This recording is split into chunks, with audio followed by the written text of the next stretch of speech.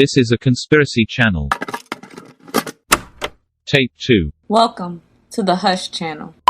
This is a continuation of the sleeping prophet Edgar Cayce, who, when under hypnosis, served as a medium for an entity. On this tape, the entity divulges into what nobody of Cayce's time knew about Atlantis. The entity's revelation sparked a resurgence of aggressive quests for the still lost land throughout the 20th century that continues to this day.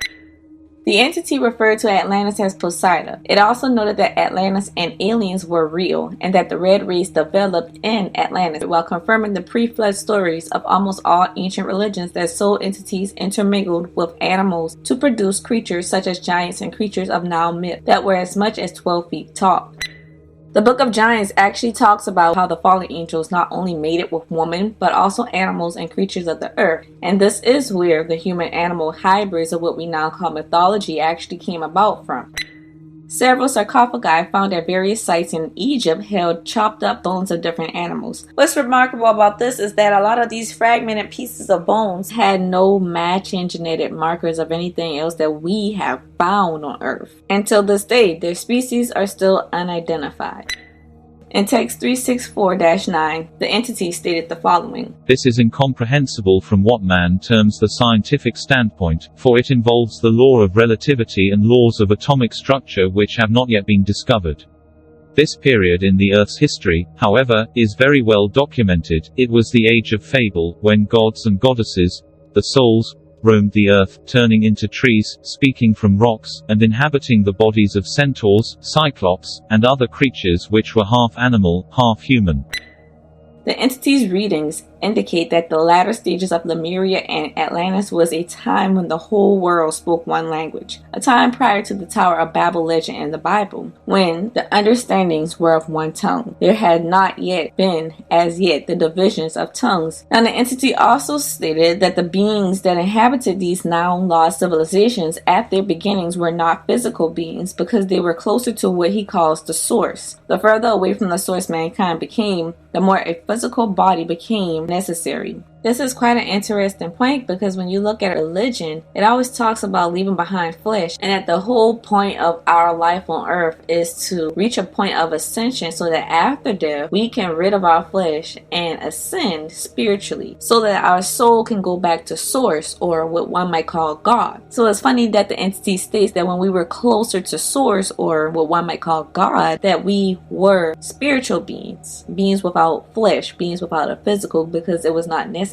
But in the grand scheme of mankind's fall, we now require a physical body. I heard this theory about why the reptilians of the Anunnaki operate under predictive programming, whereas they have to in some way, shape, or form inform the masses of what they are going to do before doing it. Which a lot of people find these subliminals per se in shows like The Simpsons and sci-fi or fantasy productions. This theory, though, consists of the world being ruled by the cabal, and that these people who run everything on Earth are reptilians, and that they subliminally let the world know what's going to happen next because they believe in the law of bad karma and bad frequencies that can deter them from ascension, meaning that by giving the masses a heads up, they are clear of whatever happens when things come to fruition. This is important to them because bad karma will prevent them from ascending, which is important to them as it is to humans who are religious. An example of this would be if I told you that someone was going to stop by your house at 1 a.m. tomorrow night and break in through the side door and set it on fire. So when this thing happens the next night at 1 a.m. and there's a break-in at the side door before a fire burns you, your family, and your house down to a crisp, the universal law of karma will not penalize the criminal negatively because you had every opportunity to take precaution by calling the police, vacating your home, and or being ready to eliminate the threat by violence. It's just something to think about, though, that ascension is perhaps a universal desire, and the ability to not be bound to a physical body is also perhaps another universal goal for each entity, regardless of species and how advanced they are. Then the part about the age of fable and how the gods inhabited nature going into the likes of trees and rocks. This reminds me of the original language of the Khoisan, which is a click language. The Khoisan are actually the oldest ethnic group found on this planet. The genetic makeup of the Khoisan population are genetically diverse and extremely different to other human populations, of which researchers have actually noted that the Khoisan have different and ancient indigenous lineage that predates Homo sapiens by 30,000 plus years, making them of archaic human category. And science does prove that the origin of humanity lies within southern Africa. And when you think about how humans domesticate and communicate with animals, clicks are used. Think about calling your dog, cat, and even horses. You do this sound. This may seem irrelevant, but the entity also reveals that when higher conscious beings fell from grace, they went into these plants and animals. If we all spoke one language, that means the click language of people like the Khoisan, the Zulu, and the Xhosa of Central and Southern Africa have remnants of that one world language. Not to mention, the indigenous of the world are and were known for practicing animism. Animism is the belief that plants, animals, nature, inanimate objects, and natural phenomena are living beings. And this is why they have such a profound respect and reverence to the point of nature spirit worship.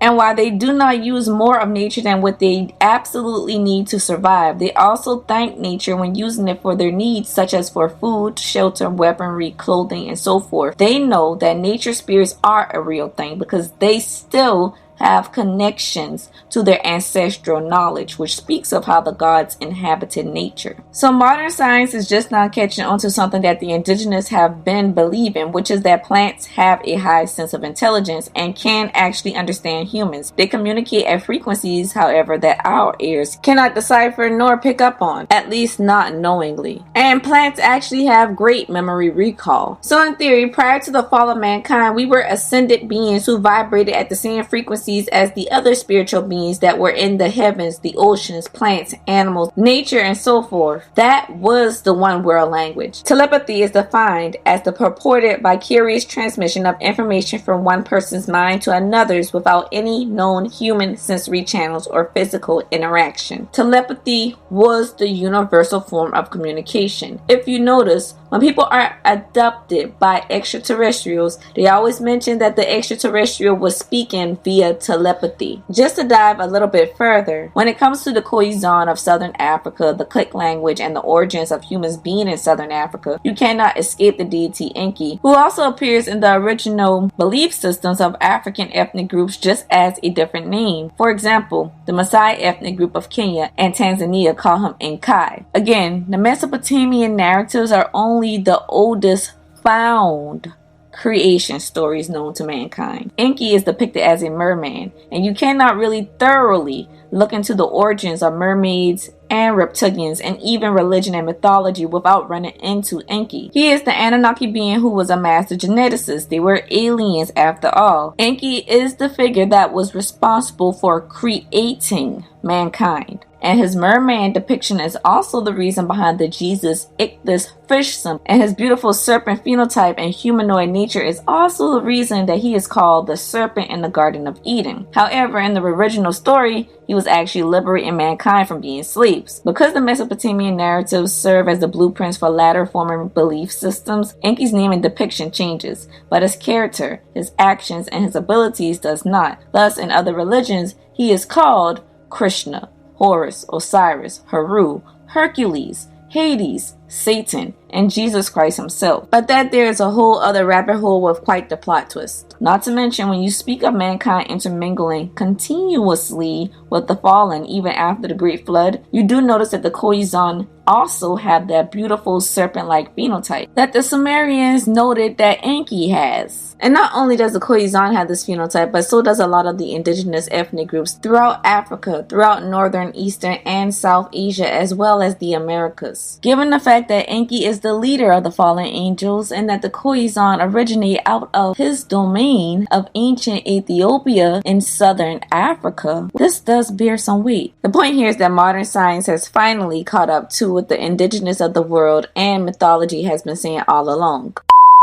According to these readings, the people of Atlantis became aware of the fact that their civilization was about to be destroyed. As a result, they hid identical records of the Atlantean civilization in Bimini, in Egypt, and in the Yucatan, Numerous readings contend that this Hall of Records will be discovered at the right time when certain events have transpired, and that this Hall of Records in Egypt could be found under the Sphinx, however, not through the connecting chambers that people have been entering from the right paw of the Sphinx. In another reading, the entity then states that there are 32 plates or tablets and records made by the entity itself that are preserved in the Egyptian Hall of Records, which would require interpretation, and that this interpretation would take some time. It is likely that the glyphs on these tablets are a precursor to hieroglyphics. Several readings refer to the dissensions, the rebellions, the disturbances, the turmoil, and the destruction that happened in Atlantis between two spiritual groups. One group was named the Sons of the Law of One, and the other group was named the Sons of Belial. According to these readings, the entity itself was a part of the Sons of Belial and aided against warring against those of the Sons of the Law of One. Apparently, some of the priests in Atlantis were corrupt, focusing on the material rather than the spiritual. They practiced the black arts, misused spiritual laws, and desired to dominate others. The readings document the ongoing wars, plural, between these two factions. So to break this entire segment down into modern terms, the Sons of Belial are the fallen angels and the humans who sided with them, spoken of in Abrahamic religions. The Sons of the Law of One are the angels who stood by the biblical gods. As far as which party is good or evil, that just depends on what you believe in. But I say that to say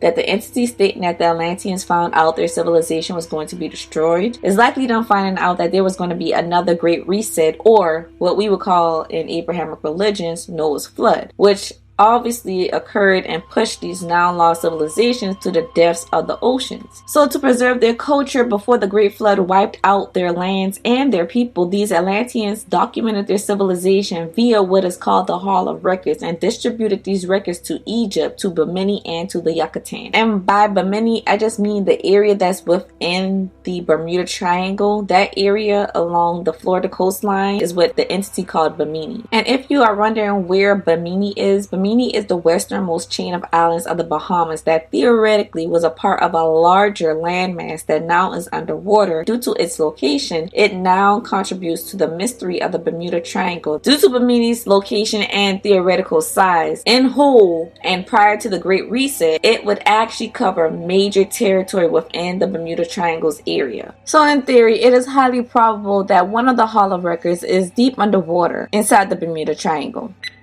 Cayce then jumps back to 10,600 years prior, during the time when the entity was known as the Prince of Peace, going into the land of promise, where we are told by the entity that Mesoamerica was an area that was at that time disturbed by corruption from within and filled with stiff-necked and adulterous people. The story behind this is that during the second and third violent disruptions in Atlantis, some of the Atlanteans migrated into Mesoamerica along the Yucatan Peninsula and began developing civilization there in the same manner as Atlantis itself had been developed. During this time period, the landscape of Mesoamerica was much different, and instead of being a tropical area like it is today, it was more temperate, more mild, and the different regions along it varied in conditions and positions. The entity also identified the Iroquois as being descendants of the ancient Atlanteans. The Iroquois are a confederation of indigenous people that consists of the Mohawk, the Oneida, the Onondaga, the Cayuga, and the Seneca people. The lost continent of Mu was the now lost civilization that was in theory an array of large islands that occupied the now vastness of the Pacific Ocean and left 25,000 plus mostly micro islands behind, and the Ring of Fire. This is a part of prehistoric history, which is mostly considered the part of history that occurred before the Great Flood that civilizations spanning the world speak of. The part of history that is considered undocumented and lost mostly due to major geographic changes that completely flooded civilizations or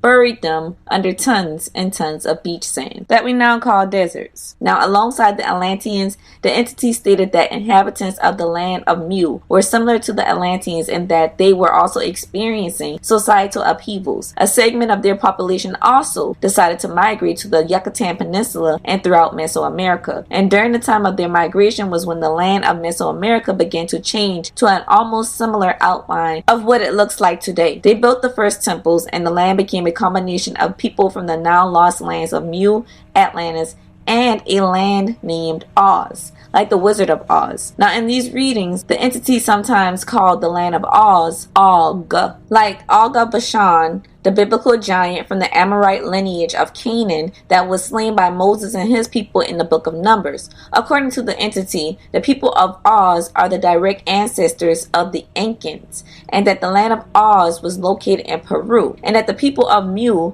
Atlantis, and Oz were the three groups of people who lived in Mesoamerica, in New Mexico, and in the southern portions of what is now called California. I do want to note that in another reading 620, the entity notes that the lost tribes, or children of promise, also settled in the Aleutian Islands, which are the southwesternmost archipelago of islands of modern-day Alaska. This web of information is all quite interesting because when Europeans first arrived to California, it was noted how beautifully architected and pristine the cities were. They were considered more grand than anything the colonizers had ever seen, even in Europe, and it was estimated that 300,000 plus indigenous people lived in California, divided into 500 plus groups. It makes me think that the 7 cities of gold and also the legend of the city of lizard people that now lies below Los Angeles that the Hopi indigenous tell of, noting that the Hopi indigenous are the oldest indigenous group in North America. And underground surveys do actually show that their legend of underground tunnels could be true, except modern technology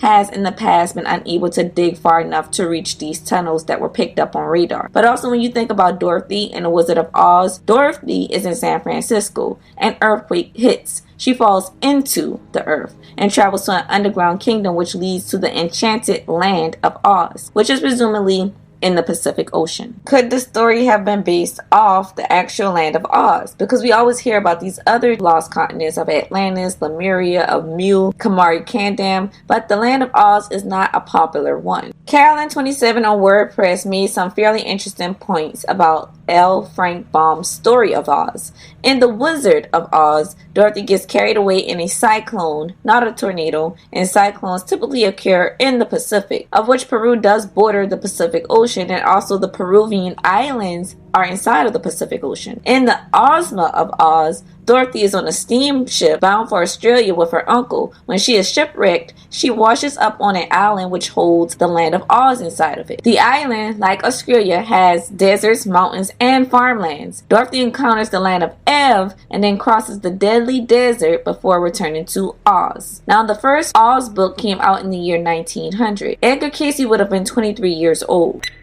After the people of Mu, Atlantis, and Oz settle among these lands, later is when the entity says that a division of people from the Promised Land migrated over on boats. In theory, these people from the Promised Land are the lost tribes of Israel. And the entity explained that's why in modern day, that's why the ancient ruins found throughout Mesoamerica show facets of Egyptian, Lemurian, and Oz architecture, construction, etchings, altars, depictions, and gods. The lost tribes infused their way of life upon the peoples from Mu that dwelled in the southernmost portion of what is now called the United States of America, and then moved on to doing the same thing to those dwelling in Mexico and along the Yucatan Peninsula. Stories of the lost tribes being in America have actually been around for quite a long time.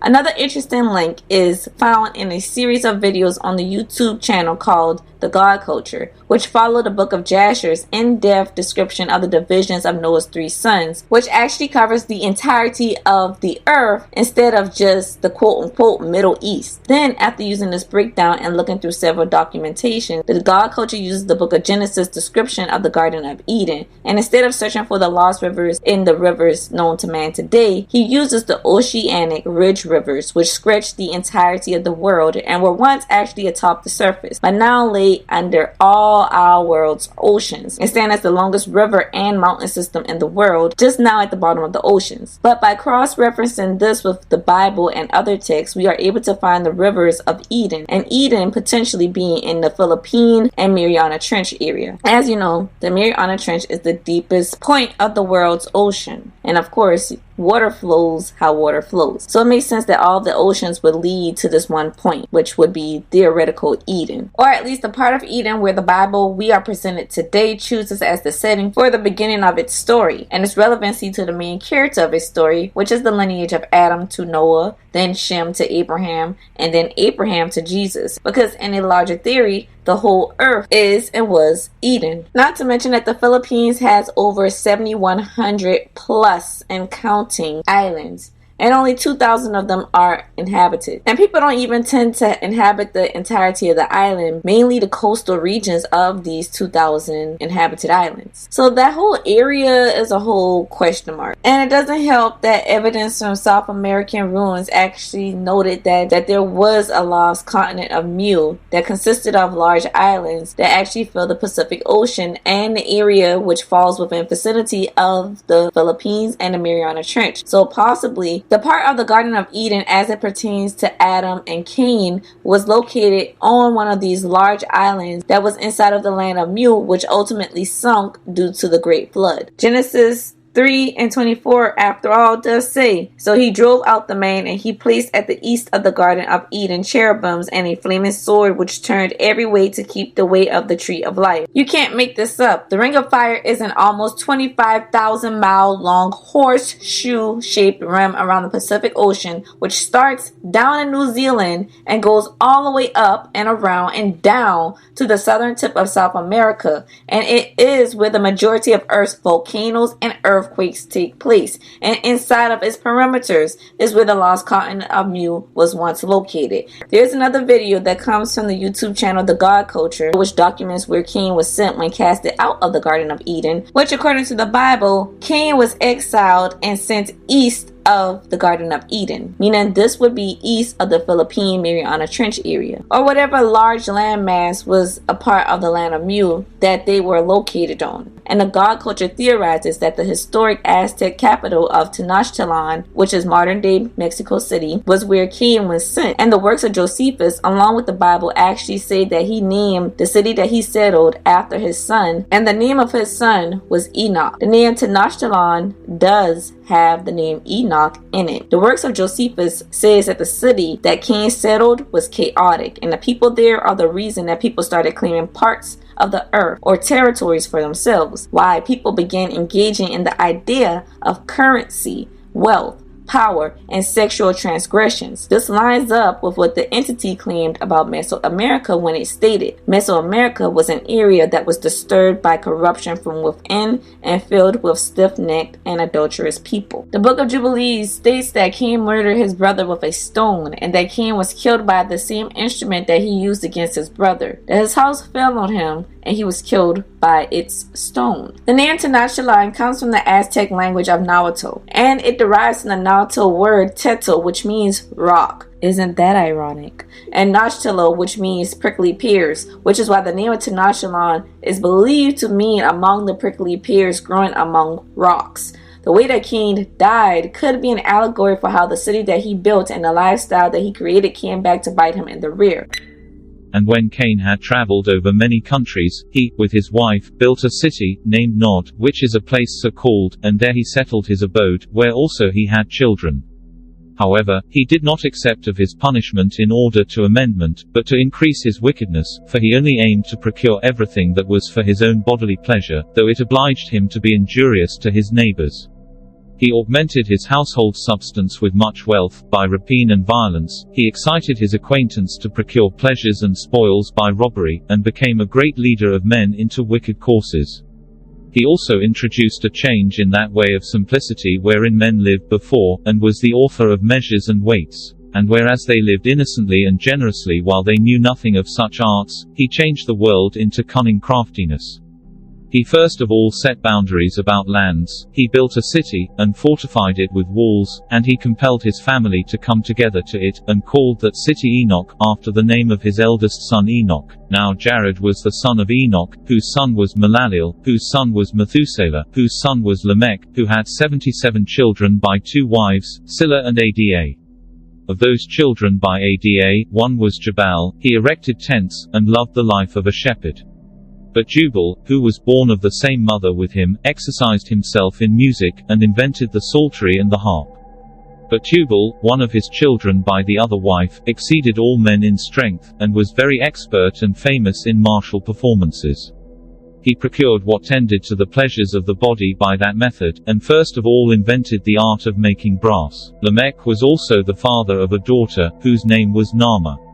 And because he was so skillful in matters of divine revelation, that he knew he was to be punished for Cain's murder of his brother, he made that known to his wives. Nay, even while Adam was alive, it came to pass that the posterity of Cain became exceeding wicked, everyone successively dying, one after another, more wicked than the former. They were intolerable in war, and vehement in robberies, and if anyone was slow to murder people, yet was he bold in his profligate behavior, in acting unjustly, and doing injuries for gain. This is the end of Tape 2.